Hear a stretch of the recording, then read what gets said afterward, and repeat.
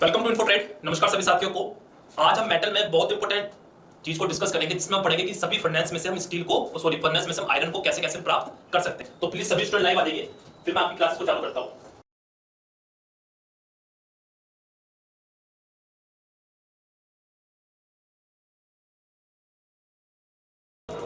जैसा कि आप अपनी स्क्रीन पर देख पा रहे होंगे, मेरे सामने क्या है, एक फर्नेस लगी हुई है।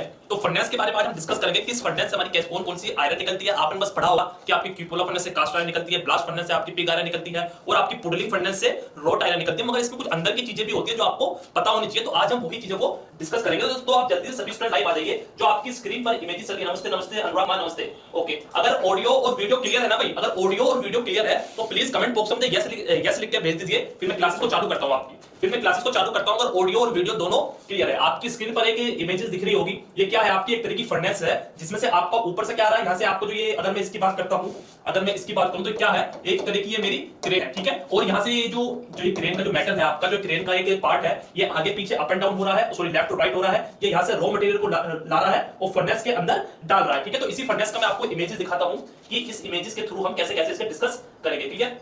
Sir good evening, Saurabh Sharma good evening, good evening, good evening, good evening, ठीक है। ओके, तो जो मेरी गाइस ये वाली इमेजेस थी ना, जो मेरे आपके सामने जो मैंने इमेजेस दिखाई, सबसे पहले कौन सी इमेजेस है, इसे राइट डाउन कर लीजिए। ये इमेजेस है मेरी ब्लास्ट फर्नेस की, ठीक है। ये जो मेरी फर्नेस है, ये कौन सी फर्नेस है, मेरी ब्लास्ट फर्नेस, जिसे मैं हिंदी में क्या बोलता हूं, वात्य भट्टी। और आपको पता होना चाहिए कि मैं ब्लास्ट फर्नेस में से कौन सा आयरन आपको मिलता है, हमारा पिग आयरन, ठीक है। क्लियर, पहला क्वेश्चन यहां ये आ जाना चाहिए। Clear, okay. तो सबसे पहले तो आप ये इंपॉर्टेंट नोट डाल के लिख लीजिएगा कि ब्लास्ट फर्नेस में से आपको कौन सा आयरन मिलेगा, पिग आयरन मिलेगा। कैसे मिलता है, ये क्या इसमें एलिमेंट डालते हैं, कैसा कैसा इसके अंदर रिएक्शन होता है जो हमें पिग आयरन मिलता है, तो आज हम उसी के बारे में जानेंगे। Clear, okay. तो सबसे पहले हम जानते हैं कि ब्लास्ट फर्नेस है क्या, ठीक है। तो ब्लास्ट फर्नेस क्या है, तो सबसे पहले अगर मैं बात करूंगा आपकी ब्लास्ट फर्नेस की, तो ब्लास्ट फर्नेस की इमेजेस जो थी मैं आपको यहां उठा के ले आया हूं। ओके, तो ब्लास्ट फर्नेस हमारा क्या है, सबसे पहले ब्लास्ट फर्नेस में हमारा क्या है कि इसमें आयरन ओर को पिघलाया जाता है। सबसे पहली बात, आयरन ओर को इसमें पिघलाया जाता है। मैंने आपसे ये नहीं पूछा कि ब्लास्ट फर्नेस में से आपका कौन सा आयरन मिलता है, मैंने बस ये पूछा ब्लास्ट फर्नेस आपका है क्या। तो ब्लास्ट फर्नेस क्या है, जिसमें आयरन ओर को पिघलाया जाता था। और आयरन ओर कौन से होते हैं आपके, हेमेटाइट, मैग्नेटाइट, लिमोनाइट, साइड्राइट और पाइराइट। तो सभी को इसमें पिघलाते हैं, तो जब इसके ऊपर आपकी रिएक्शन होती है तो उससे जो हमें आयरन मिलता है, उस समय कौन सा आयरन मिलता है, आपका पिग आयरन। Clear, okay. तो सबसे पहली बात, ओके, तो जो हमारे ब्लास्ट फर्नेस होगी, उसके हमारे 4-5 जो मेन इंपोर्टेंट पार्ट होते हैं वो ये होते हैं, ठीक है। कौन कौन सा, पहला आपका throat, stack, bosh, hearth, double bell charging mechanism, या हम इसे क्या बोलते हैं, हम इसे कप एंड कोन अरेंजमेंट भी बोलते हैं। कप एंड कोन अरेंजमेंट लिख लीजिएगा, okay. Cup and cone arrangement सबका मतलब क्या होता है ये बताऊंगा।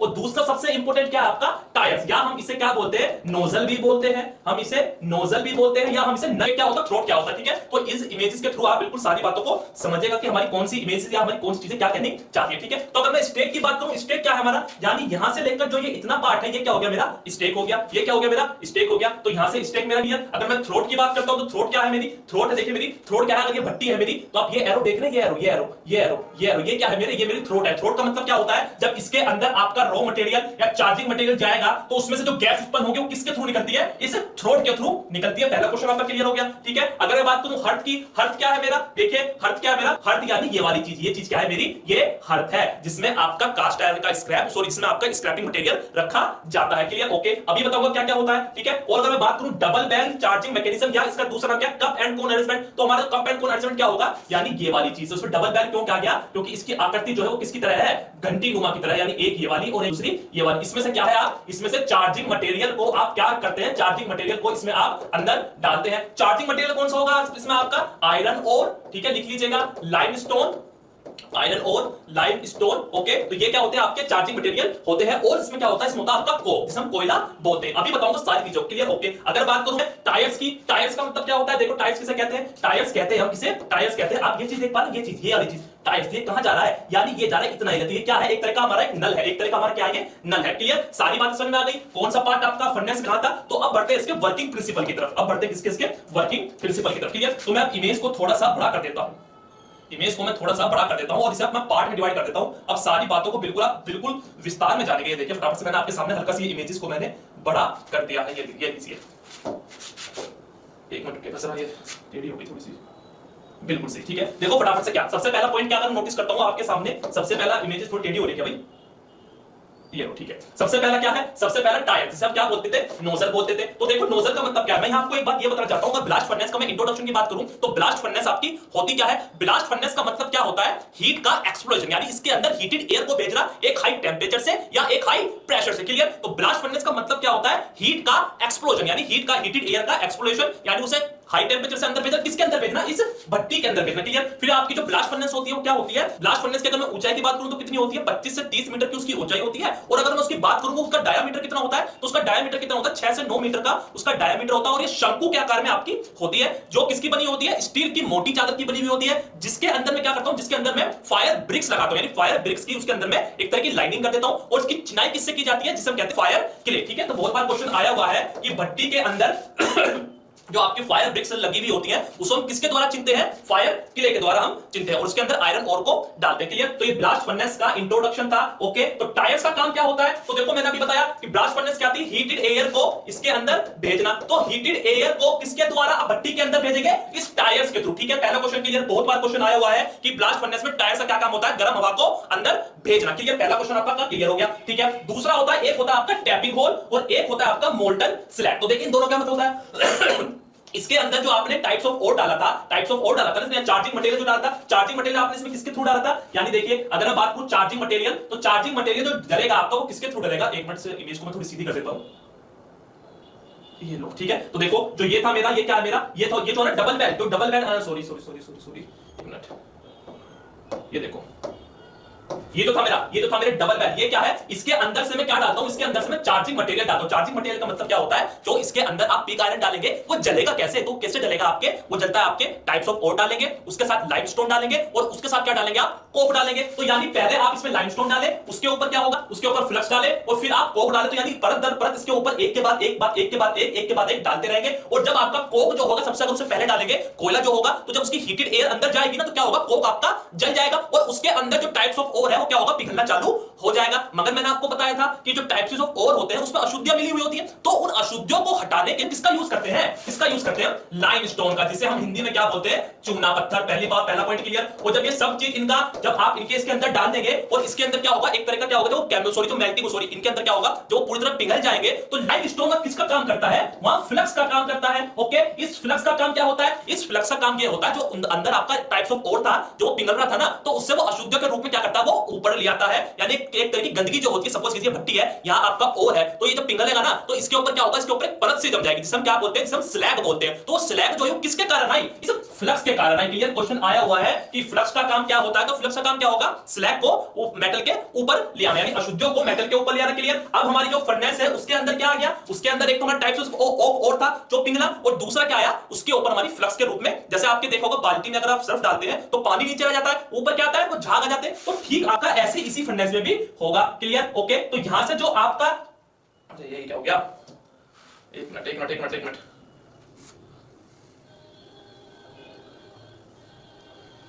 ये लो। ठीक है, तो यहां से जो आपने देखो, तो जो यहां से जो ये था आपका, जो ये हर्थ थी, जो ये हर्थ है ना, हर्थ, इसका मतलब पता क्या है? यानी इसमें आपका लोहा पिघल गया, जो ओर था पिघल गया और लोहा पिघल गया, और ऊपर क्या हो गई? ऊपर यहां स्लैग तैर रही है। तो जो पिघला लोहा था, जो ये लोहा पिघला था, जो आपका स्वच्छ लोहा है, उससे हम एक होल बना हुआ होगा जिसे हम क्या बोलते हैं? जिसे बोलते हैं टैपिंग होल। तो पिघले हुए लोहे को किस होल के थ्रू बाहर निकालते हैं? टैपिंग होल के थ्रू बाहर निकालते हैं। और जो आपकी स्लैग होती है, स्लैग किस होल से बाहर निकालते हैं? उसे निकालते हैं मोल्टन स्लैग के द्वारा। क्लियर हो गया क्या मेरी बात? नहीं? ठीक है, क्वेश्चन बहुत बार आया हुआ है कि स्लैग को आप किस होल के थ्रू निकालेंगे? मोल्टन स्लैग के द्वारा। और जो आपका शुद्ध लोहा था उसे किसके थ्रू निकालेंगे आप? टैपिंग होल के द्वारा। ओके, और जो आपका डबल कोन अरेंजमेंट था, इसका क्या रोल था भाई? इसका रोल ये था, इसमें से अंदर हमारा क्या जा रहा था? इसमें से अंदर हमारे यहां से हम चार्जिंग मटेरियल को अंदर भेज रहे थे। ठीक है, तो यही जो होता है, यही इसका मेन कंपोनेंट होता है, किसका? पिग आयरन को फर्नेस में डालने का। क्लियर? ओके, अगर मैं इसकी बात करूं आपकी जो, अच्छा इसमें से एक बात यहां जान दीजिए, जो ये आपका कप एंड कोन अरेंजमेंट होगा ना, इसमें से केवल आप केवल चार्जिंग मटेरियल को अंदर डालेंगे, इसमें से कोई भी गैस बाहर नहीं निकलती है। गैस किसके थ्रू बाहर निकलती है? आपके इन थ्रोट्स के द्वारा। क्वेश्चन को बिल्कुल राइट डाउन कर लीजिएगा। क्लियर? अच्छा, तो यहां को अगर ये इमेजेस है मेरी, अगर ये मेरी इमेजेस है, इस इमेजेस को अगर मैं थोड़ा सा आपके नजरों में छोटा सा करूं, अगर मैं थोड़ा छोटा करूं, ये लो फटाफट से टेढ़ी हो रही है इमेज, अब सही है। ठीक है, ठीक है। अगर मैंने ये इमेज आपके सामने ऐसे करी तो देखो सबसे जो ज्यादा जो टेम्परेचर होगा वो कहां होगा, सबसे ज्यादा टेम्परेचर होगा आपका नीचे होगा। क्यों? ऊपर से आपने डाला था और चार्जिंग कहां कहां के रुक गया, यहां आके रुक गया और नोजल के थ्रू आपने यहां से हीटेड एयर दी। ठीक है, ऊपर जाएंगे टेम्परेचर थोड़ा कम होगा, ऊपर जाएंगे थोड़ा टेम्परेचर कम होगा। यहां देखो लाइमस्टोन आ गया, यानी इसने अशुद्ध क्या कर दी, फ्लक्स के रूप में काम करना चालू कर दिया। तो बस मैं आपको यहां से यही बताना चाहता हूं कि सबसे ज्यादा जो टेम्परेचर होगा वो नीचे होगा और जैसे आप ऊपर जाते रहेंगे टेम्परेचर आपका कम होता चला जाएगा। क्लियर? तो समझ में आ गया प्रोसीजर कैसे होता है। ये प्रोसीजर बिल्कुल ठीक वैसे ही होगा जैसे आपने यहां देखा। देखो यहां से जो कॉपर एंड कॉन के द्वारा ये क्या गया, मेटल अंदर गया, हाजी चला गया। ठीक है, आप यहां देख रहे हो एक आपका ये आया, ये देखा आपने, एक तो आपका ये आया आयरन लेडर और एक स्लैग लेडर। ठीक है, यानी इस पोल से आपने क्या करा, शुद्ध लोहा इस बाल्टी में भर लिया या क्रेन में भर लिया, किसमें भर लिया, वो आपका ले गए। और ये क्या था आपका टेप और स्वैग। ठीक है, यहां से आप क्या करा, अशुद्ध लेकर बाहर निकल गए। क्लियर? यहां जो टेम्परेचर था 1500 था या 1200, 900, 650, जैसे जैसे ऊपर जाता जा रहा हूं मैं, टेम्परेचर आपका कम होता जा रहा है। क्लियर? Hot air blast. ठीक है, यहां से क्या करेंगे, हीटेड एयर को देंगे और देखिए जब आपने चार्जिंग मटेरियल को नीचे डाला तो इसका होल ओपन था और यह होल मेरा नीचे खुल गया और यहां से बिल्कुल लीक हो गया। तो गैसेस किसके थ्रू जाती है, लिखा हुआ है आपका, अगर आप देख पा रहे होंगे लिखा है हॉट वेस्ट गैसेस। ठीक है, तो यानी गैसेस किसके थ्रू बाहर निकलेंगे, आपके इस होल के थ्रू बाहर निकल जाएंगे। क्लियर? तो यहां से आपको ये सारी चीजें इसके बारे में पता हो जानी चाहिए। ठीक है, तो पिग ब्लास्ट फर्नेस से आपको कौन सा आयरन मिलता है, आपका पिग आयरन मिलता है। ठीक है, यानी जो वो लेडर जा रही थी लेके, तो कौन सा आयरन लेके जा रही थी, वो आपका पिग आयरन लेके जा रही थी। मगर जो पिग आयरन था हमारा, सुन लीजिए, पिग आयरन जो होता है इसका दूसरा नाम क्या होता है, इसे हम क्रूड आयरन भी बोलते हैं। क्लियर? तो यहां से जो क्रूड आयरन था मेरा, पिग आयरन को बोलते हैं। और पिग आयरन जो होता है आपके मेनली 3 तरीके का होता है, लिख लीजिएगा, ये बुक में आपकी नहीं दिया हुआ है। ठीक है, पहला कौन सा होता है, जिसे बोलते हैं ग्रे पिग आयरन। ये क्या होता है आपका, ये फेराइट और पर्लाइट का एक माइक्रो स्ट्रक्चर होता है। दूसरा कौन सा होता है आपका डक्टाइल आयरन। डक्टाइल आयरन को हम क्या बोलते हैं, इसे हम नोडुलर ग्रेफाइट पिग आयरन नहीं बोलते। और तीसरा आयरन कौन सा होता है आपका हेमेटाइट पिग आयरन, इसे हम फाउंड्री पिग आयरन नहीं बोलते। क्लियर? तो अगर कभी क्वेश्चन आ रही है पिग आयरन कितने तरह के होते हैं, तो पिग आयरन आपके 3 तरह के होते हैं, मगर ग्रेड के अनुसार पिग आयरन आपके 2 तरीके के होंगे। क्लियर? ठीक है, तो इसके बारे में मैं आपको बता देता हूं, देख लीजिएगा।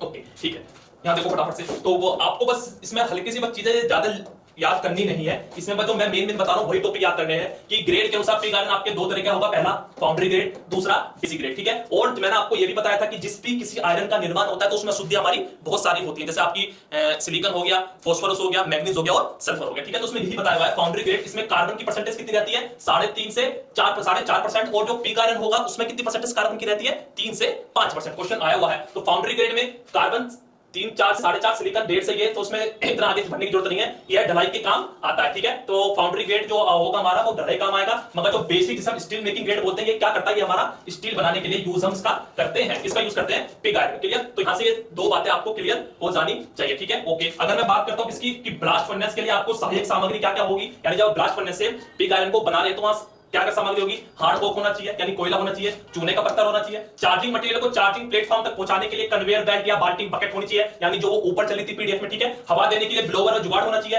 हवा गर्म करने के लिए स्टोव होनी चाहिए, कूलेंट पंपिंग प्लांट जो फर्नेस की दीवारों को ठंडा करने के लिए पहुंचे, यानी अगर दीवार थी जो उसमें फर्नेस लग रही थी हमारी, वो भी तो गर्म होगी ना, तो गर्म जो होगी वो उनके लिए हमें क्या कूलेंट पंपिंग प्लांट होना चाहिए, फर्नेस को साफ करने का जुगाड़ सामग्री होना चाहिए, गैसेस से ऊर्जा उत्पन्न करने वाला प्लांट होना चाहिए, क्रूसिबल पिग आयरन को ले जाने के लिए और आयरन और जिसे पिघलाया जाता है। ठीक है, तो ये सारी इंपॉर्टेंट बातें हैं जो आपको ब्लास्ट फर्नेस से पिग आयरन बनाने के लिए होनी चाहिए। क्लियर? तो यहां ये आपका पिग आयरन वाला कॉन्सेप्ट जो था यहां से ये क्लियर हो गया है, यहां से ये क्लियर हो गया है। ठीक है, ओके। तो यहां से ये चीज क्लियर हो गई। तो जल्दी से मैं 2 मिनट देता हूं, जल्दी से अगर ब्लास्ट फर्नेस में किसी स्टूडेंट को अगर समझ में आया है तो यस लिख के भेज दीजिए। अगर किसी स्टूडेंट का अगर कोई क्वेश्चन है ब्लास्ट फर्नेस से लेकर तो पूछ लीजिए, जल्दी से 2 मिनट देता हूं, जल्दी से 2 मिनट देता हूं, फटाफट से पूछ लीजिए, फटाफट से पूछ लीजिए।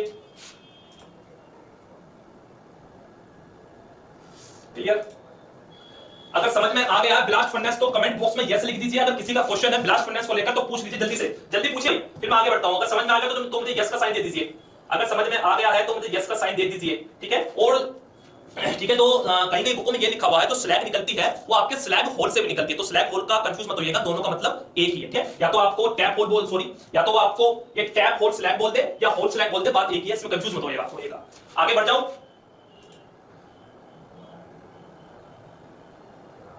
सर पिग आयरन इंप्योर होता है तो उसमें कार्बन अधिक क्यों होती है? अच्छा, कार्बन अधिक क्यों होते हैं गोविंद त्रिपाठी? देखो टाइप ऑफ ओर था, मैंने आपको बताया था। ओर का मतलब क्या होता है, जब खानों से खनिज के उसमें निकलता है तो जो ओर होता है उसमें कार्बन की परसेंटेज कितनी होती थी आपकी, 40 से 70%, और बाकी क्या होती थी आपकी अशुद्धियां होती थी। अरे जब आप टाइप ऑफ ओर को पिघलाएंगे और उसमें पहले से ही आपकी 40-70% क्या है, लोहा है, बाकी आपकी अशुद्धियां हैं, तो उसमें क्या होगा, लोहे में आपका कार्बन भी तो होता है ना, तो इसी वजह से आपका कार्बन उसमें ज्यादा होता है। क्लियर? गोविंद अगर समझ में आ गया है तो गोविंद प्लीज यस लिख के भेजो, गोविंद प्लीज यस लिख के भेजो। राकेश प्रणाम प्रणाम प्रणाम प्रणाम।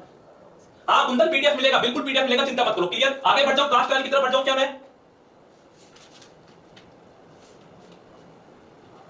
परिणाम। ठीक है, तो आगे बढ़ते हैं। आगे जो हमारा होगा, अब आगे बढ़ते हैं कास्ट आयरन से। ठीक है, आगे कौन सा होगा हमारा? Cast iron. ठीक है, ओके, तो चलो भाई कास्ट आयरन की तरफ बढ़ते हैं। देखो भाई कास्ट आयरन क्या होगा। ओके ठीक है, ये गया आपका, ये गया आपका, ये गया। तो कास्ट आयरन की जो फर्नेस होगी ना, मैं आपको कास्ट आयरन की फर्नेस दिखा दूं एक बार। कास्ट आयरन की फर्नेस दिखा दूं। ठीक है, ये लो, कास्ट आयरन की जो फर्नेस होगी ना स्टूडेंट, वो कुछ आपकी ऐसी होती है, वो कुछ आपकी थोड़ी ऐसी होती है। गोविंद त्रिपाठी यस, ठीक है, ये बेसिक बेसिक चीजें हैं ना, आप समझ लीजिए। ठीक है, ओके, तो कास्ट आयरन की जो इमेजेस होगी वो कुछ ऐसी होगी आपकी। ठीक है, ओके, तो जो सारे अरेंजमेंट मैंने आपको उसमें बताए थे ना, चार्जिंग मटेरियल हुआ, मोल्टन स्लैब होल हुआ, टेप होल हुआ, सारे बिल्कुल हूबहू बिल्कुल इसमें इस पट्टी में भी आपके ऐसे ही होंगे। बस इसका जो मेन फंक्शन होगा ना, इसमें आपका क्या होगा, इसमें आपको यहां देख लीजिए, इसमें क्या होगा, इसमें जो हल्का सा जो अंदर होगा ना, आप ये देख पा रहे हैं, ये चीजें ये, ठीक है, तो ये क्या होते हैं, एक लकड़ी के एक स्टैंड होते हैं, लकड़ी के ये स्टैंड होते हैं, और ये जो भट्टी होती है लकड़ी के स्टैंड पर खड़ी हुई होती है। ठीक है, इसमें बस इतना अंतर है। ओके, आप यहां भी देख पा रहे हो, होल देख पा रहे होंगे, क्लियर। ओके, तो ये आपको समझ में आ जाना चाहिए टैपिंग होल का मतलब क्या था, वहां मैंने बता दिया। और यहां आप देख पा रहे हैं स्लैग होल। ठीक है, अरे भाई दोनों का मतलब यहां एक ही होता है। क्लियर बात समझ में आ गई। ओके, अगर इसमें मैं एक हल्का सा थोड़ा सा प्रकाश डालूं, इसमें हल्का सा प्रकाश डालूं, वहां ऊपर क्या था आपका, वहां ऊपर क्या था आपका, कप एंड कोन अरेंजमेंट था। ठीक है, जैसे मैं डबल बैरल भी बोल रहा था, मगर इसमें जो चार्जिंग डोर होगा वो कहां होगा, वो आपका यहां होगा। क्लियर, यहां क्या होता है आपका, एक तरह का खासा प्लेटफॉर्म होता है। प्लेटफॉर्म का मतलब पता क्या, जिस पर आप खड़े होकर उसका चार्जिंग मटेरियल अंदर डालेंगे, उसे क्या बोलते हैं, उसे बोलते हैं प्लेटफॉर्म। जैसे आपने देखा होगा कि आपकी गाड़ियां स्टेशन पर आती है, उसे प्लेटफॉर्म बोलते हैं। उसे प्लेटफॉर्म क्यों बोलते हैं, ताकि आप गाड़ियों के संपर्क में, सॉरी गाड़ियों के लेवल में जो गाड़ियों की जो पैड़ियां होती हैं उनके संपर्क में आ जाए। तो यानी यहां आपका एक तरह का प्लेटफॉर्म होता है, इसके अंदर आप चार्जिंग डोर को डालते हैं। चार्जिंग मटेरियल क्या होगा, वही होगा, यानी इसमें आपका पिग आयरन डालते हैं। क्लियर, पिग आयरन हो गया, कोयला हो गया, एक मिश्रित अनुपात में डालेंगे। ठीक है, उसके हिसाब से कभी क्वेश्चन यहां आया नहीं है। ओके ठीक है, एक इसमें ये चीज भी जान लीजिए, मैंने आपको ये बताया था कि जो भट्टी होती है, जो भट्टी होती है वो मोटी स्टील की चादर की बनी हुई होगी, और उसके अंदर क्या होगा, वो आपकी ब्रिक्स की लाइन होती है। तो ब्रिक्स की लाइन को ना कभी कभी क्या बोल देते हैं, रिफ्रैक्टरी लाइनिंग भी बोल देते हैं। पहली बात क्लियर। यहां आप देख पा रहे हो स्टील शेल, स्टील शेल का मतलब यानी एक मोटी चादर की बनी हुई है। क्लियर हो गई तेरी बात। ओके ठीक है, आप यहां देख पा रहे हैं एक यहां लगा हुआ स्पार्क अरेस्टर। ठीक है, स्पार्क अरेस्टर का मतलब क्या होगा, सुन लीजिएगा भाई, आपने जब इसके अंदर चार्जिंग मटेरियल डाला तो गैसेस निकलेगी, गैसेस निकलेगी, नहीं निकलेगी, हाँ जी सर जी निकलेगी। तो बहुत सी गैसेस या बहुत से चार्जिंग मटेरियल ऐसे होते हैं जो वो अगर वो वातावरण में आ जाते हैं ना, तो क्या होते हैं, वो सभी के लिए, जो पृथ्वी पर लोग हैं, चाहे आप हो, मैं हूं, या कोई भी जीव जंतु, वो पार्टिकल्स या वो गैसेस उन सभी के लिए हानिकारक होते हैं। तो ताकि क्लियर, तो ताकि ये चार्जिंग जो आपके हानिकारक पार्टिकल्स है वो आपके उड़े ना, वो आपके वातावरण में नहीं आए, तो इसलिए यहाँ एक पूरा तरह का ढक्कन लगा देते हैं, जिसे बोलते हैं क्या, जिसे बोलते हैं स्पार्क अरेस्टर। यानी वो आपके पार्टिकल यहीं रह जाते हैं और आपकी गैसेस के थ्रू इन पार्टिकल को नष्ट करा दिया जाता है, और जो गैसेस बनेगी पार्टिकल को जलकर वो इस होल के थ्रू आपका बाहर निकल जाता है। क्लियर, और आपका जो ये कौन सी होती है, ये होती है आपकी cupola furnace. Cupola furnace, cupola furnace आपको क्या मिलता है, कास्ट आयरन मिलता है। सेम प्रोसीजर आपका बिल्कुल ऐसा ही है। क्लियर, क्वेश्चन इसमें से बस यही आता है कि क्यूपोला फर्नेस से आपको क्या मिलता है।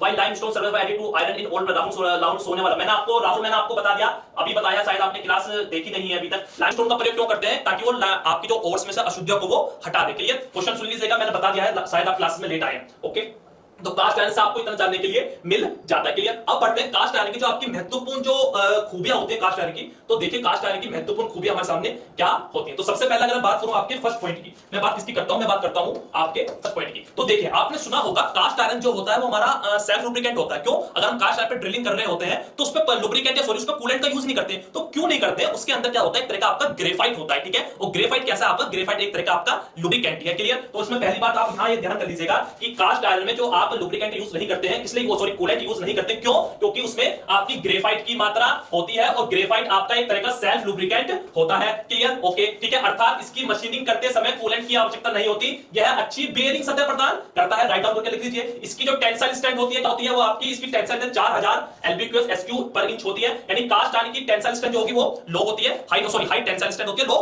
कंप्रेसिव स्ट्रेंथ होती है। क्लियर, इतना समझ में आ गया। ठीक है, इसकी कंप्रेसिव स्ट्रेंथ आपकी, सॉरी मैंने उल्टा बोल दिया, कंप्रेसिव स्ट्रेंथ इसकी अधिक होगी और टेंसाइल स्ट्रेंथ इसकी क्या होगी, हमारी कम होगी। यानी कंप्रेसिव स्ट्रेंथ मतलब दबाना और टेंसाइल स्ट्रेंथ मतलब खींचना। Clear, okay. अगर मैं इसकी आगे की बात करता हूं, अगर इसकी आगे की बात करूं, अगर इसलिए इसका प्रयोग भारी मशीनों के बेड इत्यादि बनाने के लिए किया जाता है। इसके अतिरिक्त इसका प्रयोग गरारियां, फ्राम, पुलिया बनाने के लिए किया जाता है। यह बहुत ही भंगुर होता है, आपको पता है कास्ट आयरन कैसा होता है, भंगुर होता है, और इसकी केवल क्या कर सकते हैं, इसकी केवल आप फ्लेम हार्डनिंग कर सकते हैं। Clear, okay. नेक्स्ट की तरफ बढ़ता हूं, अगर मैं नेक्स्ट इमेजेस हमारी क्या कहती है, तो नेक्स्ट इमेजेस क्या कहती है हमारी, यह क्या होता है, यह नहीं, ये नहीं है भाई, एक मिनट रुकिएगा, कास्ट आयरन वाली इमेजेस।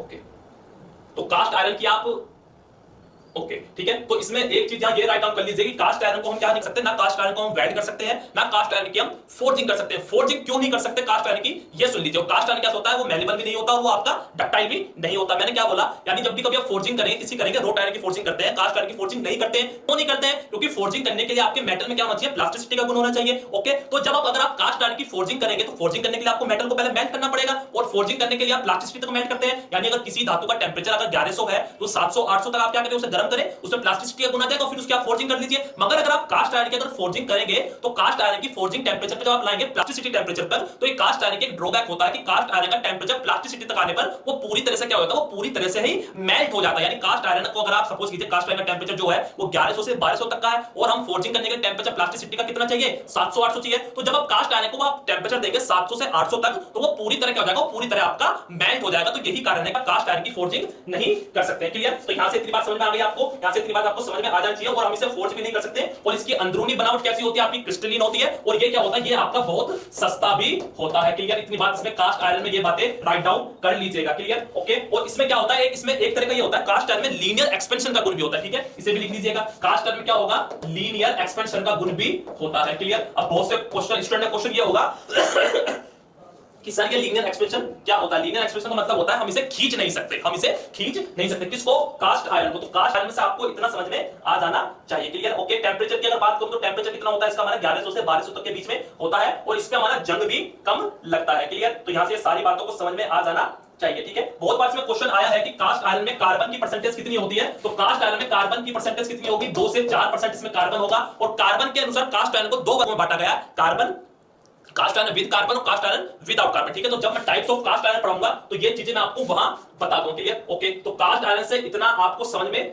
आ जाना चाहिए। क्लियर, आगे बढ़ जाऊं। ठीक है, अगर कास्ट आयरन की आप भट्टी देखना चाहते हैं, क्यूपोला फर्नेस की भट्टी का अगर रियल एग्जांपल देखना चाहते हैं, तो ये लीजिए रियल एग्जांपल। ठीक है, यहां देख लीजिए, बिल्कुल सही है, बिल्कुल वो आपका स्पार्क अरेस्टर लगा हुआ है, प्री हीटिंग जोन है, चार्जिंग फ्लोर है, या आपका एयर इनलेट है, जैसे आप हीटेड एयर को अंदर देंगे, या आपका स्लैग स्पॉट है, या आपका सैंड लेयर है, यानी इसके अंदर क्या होगा, लकड़ी पे होगा, और यहां आपकी क्या होगी, यहां आपकी रेतों की एक तरह का प्रोडक्ट होगा, सॉरी रेतों इसमें यहां का इकट्ठा होगा, और ये आपका टॉयर्स है। ठीक है, ये देखिए चार्जिंग मटेरियल कैसा डाला, कोक, फ्लक्स, मेटल, और फिर यही चीज आपने इसमें क्या कर दी, यही आपने लाइनिंग पहले आपने फिर दोबारा आप डाला, यानी परत दर परत इसके ऊपर डालते रहे। मगर ध्यान कर लीजिएगा, सबसे पहले क्या डलेगा, कोक डलेगा। कोक मतलब कोयला डलेगा, जब कोयला डलेगा तो वही तो जलेगा ना, वही तो जलेगा। क्लियर, ठीक है। तो यहां से आपको ये सारी चीजें क्यूपोला फर्नेस में से इतनी चीजें समझ में आ जानी चाहिए। क्लियर, क्या एक इमेजेस में आपको ये दिखाना चाहता हूं कास्ट आयरन में कि सबसे पहले आप ये समझ लीजिए कि जब भी कभी कोई आयरन निकालेंगे या कोई भी स्टील निकालेंगे, तो उसमें बहुत सारी अशुद्धियां मिली हुई होती है। ठीक है, ओके, ठीक है। देखिए फटाफट से क्या कहता है, ढलवा लोहे में सामान्यतः 2 से 4% कार्बन होती है, अभी बता कहता हूं। ठीक है, यह कंबाइंड तथा मुक्त दोनों अवस्था में विद्यमान होता है, जिसमें मैंने आपको बताया। यानी कास्ट आयरन आपका कंबाइंड भी होगा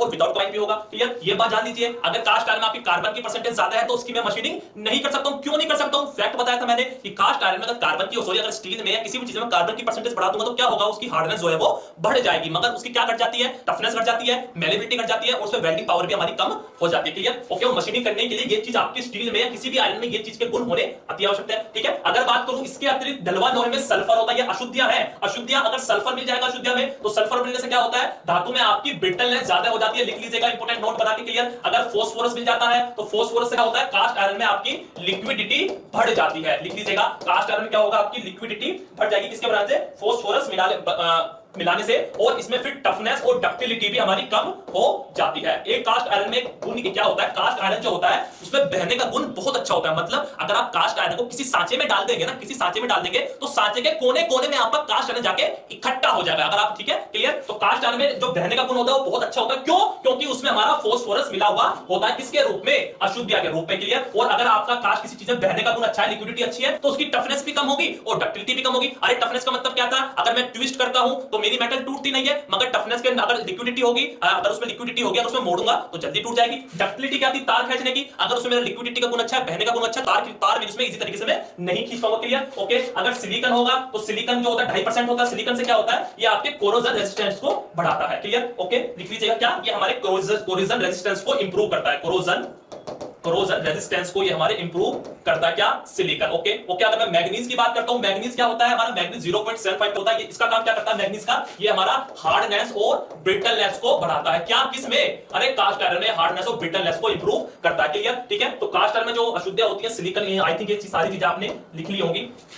सल्फर, फोस्फोरस, सिलिकॉन और मैग्नीज। ठीक है, सबका मैंने मतलब बता देगा। कास्ट आयरन या अशुद्धियां मिल गई तो आपको क्या इफेक्ट पड़ेगा। आदि भी अशुद्ध के रूप में विद्यमान है, ढलवा लोहे पर इन अशुद्धियों का अलग अलग प्रभाव पड़ता है। क्या प्रभाव पड़ता है ये मैंने आपको बता दिया। क्लियर, यहां से ये चीजें क्लियर। तो कास्ट आयरन आपका यहां से क्लियर हो गया है, कास्ट आयरन आपके यहां से क्लियर हो गया। ठीक है, जल्दी से 2 मिनट देता हूं, फटाफट से बता दीजिए। कास्ट अगर समझ में आ गया है तो यस लिख दीजिए। अगर किसी स्टूडेंट का अगर कोई क्वेश्चन है कास्ट आयरन को लेकर तो पूछ लीजिए। किसमें से, ब्लास्ट फर्नेसेस में से। टाइप्स ऑफ कास्ट आयरन के बारे में नहीं कह रहा हूं, केवल जितना मैंने आपको पढ़ाया कास्ट आयरन आपका कैसे मिलता है, कास्ट आयरन क्या खूबियां होती है, तो ये सारी चीजों को बता दीजिए। समझ में आया या नहीं आया। समझ में आया तो यस लिख के भेज दीजिए जल्दी से। यस लिख के भेज दीजिए जल्दी से भाई,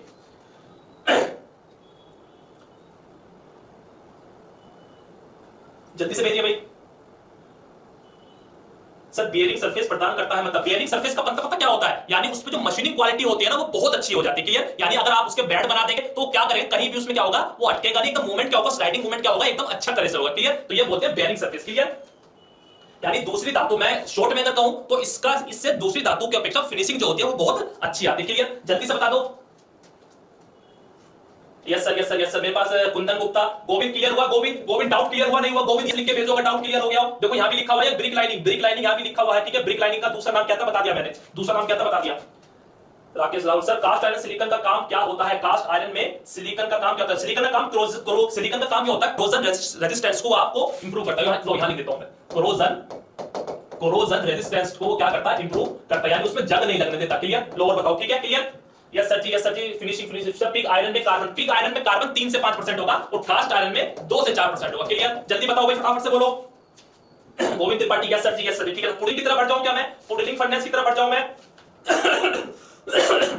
ठीक है, नेक्स्ट किसकी तरफ बढ़ते हैं, नेक्स्ट बढ़ते हैं किसकी तरफ, हम पुडिंग फर्नेस की तरफ। ठीक है, तो ये आपके सामने मैंने पुडिंग फर्नेस की इमेज देख लो। पुडिंग gas, Govind Tripathi gas, clear, okay okay, very good very good. ठीक है, ये क्या है आपके सामने, कौन सी फर्नेस है आपकी, पुडिंग फर्नेस है। ठीक है, ये आपकी कौन सी फर्नेस है, पुडिंग फर्नेस है। ओके, पुडिंग फर्नेस में से क्या मिलता है आपको, पहला क्वेश्चन, रोट आयरन मिलता है जी, जिसे हम हिंदी में क्या बोलते हैं, जिसे हम हिंदी में पिटवा लोहा बोलते हैं। हाँ जी सर जी, ओके, आपने पढ़ा होगा पिटवा लोहा मिलता कैसे है, तो आपने पढ़ा होगा इसमें कि पिग आयरन और कास्ट आयरन का जो मिक्सचर होता है वो उसके अंदर डाल देते हैं, चार्जिंग मटेरियल डाल देते हैं और हमें क्या मिल जाता है, रोट आयरन मिल जाता है, जो कि सरासर गलत है। ठीक है, इसमें क्या डलता है आपका, pig iron plus white cast iron. ठीक है, लिख लीजिएगा, आपकी बुकों में गलत लिखा हुआ है, पिग आयरन और व्हाइट कास्ट आयरन का मिक्सचर इसमें डलता है, तब आपका क्या मिलता है, तब आपका इसमें रोट आयरन मिलता है। ठीक है, एक क्वेश्चन मेरे से यहां इसमें छूट गया है, यहां इसमें छूट गया है, ये जो ब्लास्ट फर्नेस मैंने आपको बताया, ब्लास्ट फर्नेस में क्या डलता है आपका, क्वेश्चन आया हुआ है एक बार, मैंने आपको बताया इसमें ओर्स को पिघलाते हैं, किस ओर को पिघलाएंगे, तो लिख लीजिएगा हेमेटाइट ओर को। ठीक है, हेमेटाइट। क्लियर, लिख लीजिएगा, इसका केमिकल फॉर्मूला क्या होता है, कितने परसेंट इसका लोहा होता है, कहां मिलता है,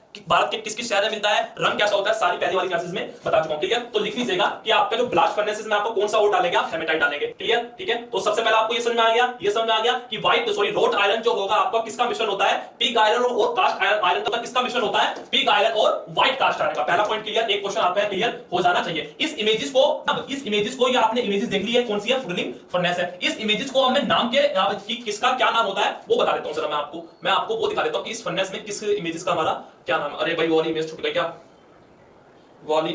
क्या, शायद छूट गई भाई, सॉरी भाई, वो वाली इमेजेस शायद चली गई है कहीं। चलो फिर भी ठीक है, मैं कोशिश करता हूं, अगर समझ में नहीं आएगा ना, अगर समझ में नहीं आया तो मैं कल इस इमेजेस का आपको बिल्कुल विस्तार में वर्णन बता दूंगा। क्लियर, तो मैं यहां आपको बताने की थोड़ी कोशिश करता हूं वाली इमेजेस कहां चली गई। ठीक है, सबसे पहली कौन सी फर्नेस है, पुडिंग फर्नेस है। पुडिंग फर्नेस से कौन सा मिलेगा, रोट आयरन मिलेगा, जिसमें क्या होता है आपका रोट आयरन जो होता है वो आपका बहुत शुद्ध लोहा होता है। इसका हम काम कहां करते हैं, जैसे आपकी चैन बनाने के लिए, हुक बनाने के लिए, और इसका प्रयोग कहां करते हैं, इसका प्रयोग हम स्टील बनाने के लिए भी करते हैं। इसमें जो कार्बन होता है आपका कितना होता है, 99 पॉइंट आपका इसमें लोहा होता है, और आपकी बुकों में लिखा हुआ है इसमें जो कार्बन होगा 0.15% से कम होगा, जो कि सरासर गलत है। इसमें कार्बन कितना होता है, लिख लीजिएगा 0.02 से 0.03 तक, या ये मैक्सिमम कहां तक हो सकता है, 0.05 तक। क्लियर, अगर मैं सिलिकॉन की बात करूं, इसमें सिलिकॉन में मेरा इसमें होगा कितना, 0.1 से 0.2 तक। आया हुआ क्वेश्चन राइट डाउन कर लीजिएगा। ठीक है, क्लियर, तो उसमें जो लोहा होता है वो 99.98% तक इसमें क्या होता है, हमारा लोहा होता है। अगर मैं इसकी थोड़ी और अशुद्धियों की बात करूं तो देख लीजिए अशुद्धियां मेरी इसमें कितनी होगी। ठीक है, तो देखो ये रोट आयरन क्या है, रोट आयरन की इमेज लाया हूं मैं आपके लिए।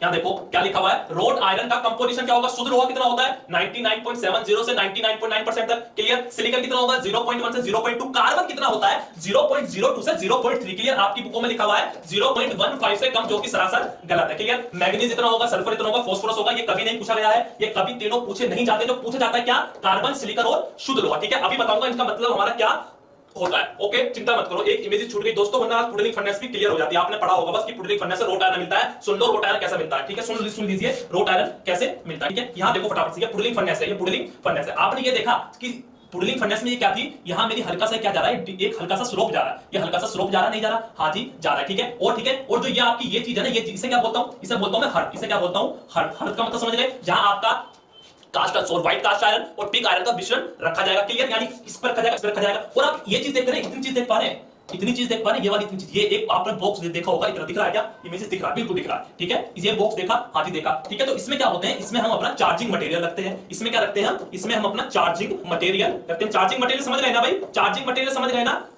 ठीक है। यानी इसमें कोक रखेंगे, इसमें क्या कोक रखेंगे, ओके। और यहां क्या होता है, यहां आपको अंदर से हीटेड एक वाल्व होता है, इसके अंदर हम हीटेड एयर को सप्लाई करते हैं, क्लियर, ओके। तो ये भट्टी और सब भट्टियों से अलग कैसे है, अलग ऐसे है, क्यों, क्योंकि आपने देखा होगा कि ब्लास्ट फर्नेस हो चाहे क्यूपोला फर्नेस हो, उसमें हम चार्जिंग मटेरियल और हमारा और सा पिग आयरन था, उन्हें हम एक साथ रख रहे थे, कोक रखा, फिर लाइमस्टोन डाला, फिर टाइप्स ऑफ ओर डाल दिया। मगर इसमें हम क्या डालेंगे, इसमें जो हमारा चार्जिंग मटेरियल होगा वो हमारा अलग रखा जाएगा, और जो हमारा पिग आयरन और व्हाइट कास्ट आयरन होगा वो हमारा अलग रखा जाएगा, ओके क्लियर। अब आप कहेंगे अगर अलग रखा जाएगा तो ये आपस में मेल्ट कैसे होंगे, अरे मेल्ट ऐसे होंगे, यहां आपका कोक रखा था, ठीक है। तो जब आपने इस पे आप आग देंगे तो क्या होगा, इससे गैसेस निकलेगी नहीं निकलेगी, गैसेस निकलेगी नहीं निकलेगी, सर्जी निकलेगी। तो जब ये गैसेस ऐसे निकलेगी ना, तो जो ये स्लोप दे रखा है, स्लोप इससे क्या करेगी, इससे टकराएगी, और ये स्लोप आपका क्या काम करता है, डिफ्लेक्शन का काम करता है। डिफ्लेक्शन का मतलब पता क्या, देखो अगर ये स्लोप मेरी, ठीक है, अगर आगे स्लोप यहां से गैस निकल रही है तो ये टकरा के दोबारा मेरे पार्टिकल पर आ जाएगी। यानी जो यहां मेरे ये पार्टिकल रखे थे किसके, कास्ट आयरन और व्हाइट कास्ट आयरन और पिग कास्ट आयरन के, इन पे आके गैसेस मेरी यहां लगेगी, क्लियर, इन पे मेरी गैसेस आके यहां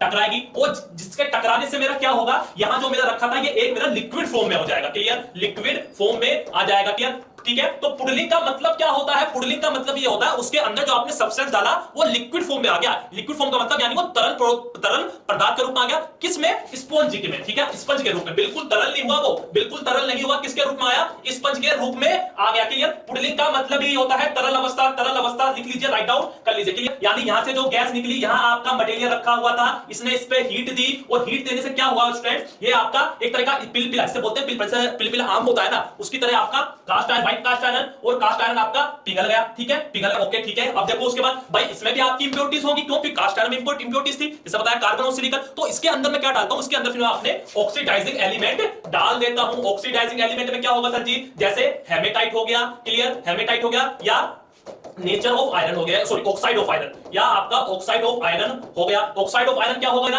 यानी इसके अंदर जब मैं डाल दूंगा तो क्या करेंगे, तो ये मेरा यहां मेटल रखा था, इसके क्या, इससे क्या करेगा, इससे यहां मेरा रिएक्शन होगा, इससे मेरा क्या होगा, रिएक्शन होगा। ये सारा काम क्यों कर रहा हूं मैं, ये जो ऑक्सीडाइजिंग एलिमेंट मैंने पता क्यों डाले, इसके अंदर से इंप्योरिटीज को निकालने के लिए, क्लियर, ठीक है, समझ में आ रहा है ना, थोड़ा सा डीपली है, समझ लो बस, इसके अंदर इंप्योरिटीज को हटाने के लिए ये सारा काम मैंने किया, क्लियर, इतनी बात समझ में आ गई, सर जी समझ में आ गई। इससे पहले हमने बस ये चीजें आपको रटी हुई थी, ठीक है। तो इसके अंदर मैं क्या डालूंगा, ऑक्सीडाइजिंग सब्सटेंस डालूंगा, हेमेटाइट और ऑक्साइड्स ऑफ आयरन, ठीक है। तो कार्बन की मात्रा के साथ मेरा क्या बना देगा, कार्बन की जो इसमें कार्बन था, मेरा इसमें मेरा कार्बन था ना, कास्ट आयरन में 2 से 4% कार्बन था, पिग आयरन में 3 से 5% कार्बन था। तो जब ये रिएक्शन करेगा तो ये मेरा कार्बन एसिडिक गैस बना देगा, क्लियर। और जब गैस बन गई, ठीक है, यानी कार्बन एसिडिक गैस बन गई, तो इस जो गैस बनी यहां से निकल के ये मेरा यहां से ये गैसेस मेरी इन ऊपर की तरफ निकल जाएगी, ठीक है। तो जो कार्बन था मेरा निकल गया, कार्बन मेरा निकल गया, मगर इसमें मेरा सिलिकॉन भी तो है, इसमें मेरा सिलिकॉन भी तो है। तो जब ऑक्सीडाइजिंग एलिमेंट डालूंगा तो जो सिलिकॉन था, तो जब वो रिएक्शन करे तो वो पता क्या बनाएगा, वो बनाएगा मेरा सिलिकॉन ऑक्साइड, वो मेरा क्या बनाएगा, सिलिकॉन ऑक्साइड बना देगा। सिलिकॉन ऑक्साइड बना देगा तो क्या होगा, इस मेटल के ऊपर मेरा क्या होगा, इस मेटल के ऊपर मेरा एक तरह का